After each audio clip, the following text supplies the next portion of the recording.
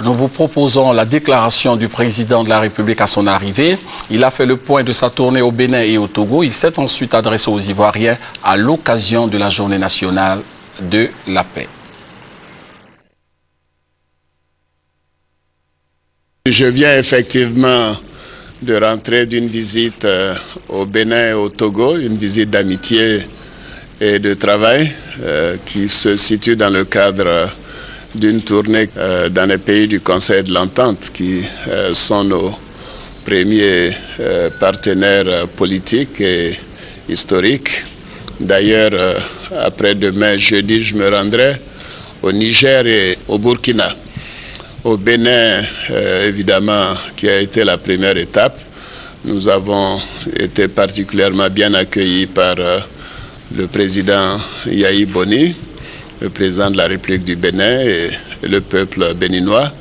Et avec les autorités béninoises, nous avons procédé à un large tour d'horizon sur la coopération sous-régionale, notamment la nécessité de faire la relance du Conseil de l'Entente.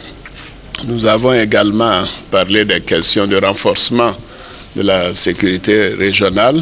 Nous avons bien entendu parler des questions de nos compatriotes réfugiés dans ce pays et également d'autres questions relatives à l'interconnexion, qu'elle soit routière, ferroviaire et autres. Et nous avons parlé également des problèmes de la piraterie maritime.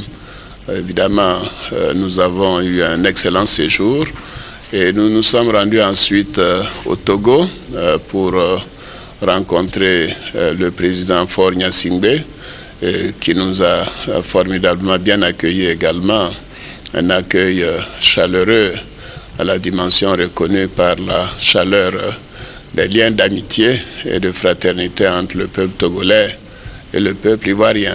Là également, nous avons procédé à un large tour d'horizon. Ces questions, bien sûr, de coopération régionale, de sécurité des réfugiés étaient abordées et nous avons eu à avoir des entretiens de fond également avec le président Faure Gnassingbé. Et vous savez les liens qui unissent la Côte d'Ivoire, le Togo et le Bénin, et notamment les liens privilégiés que le président Houphouët-Boigny a développés en son temps avec le premier président du Bénin, le président Hubert Maga et le président Gnassingbé Adema du Togo.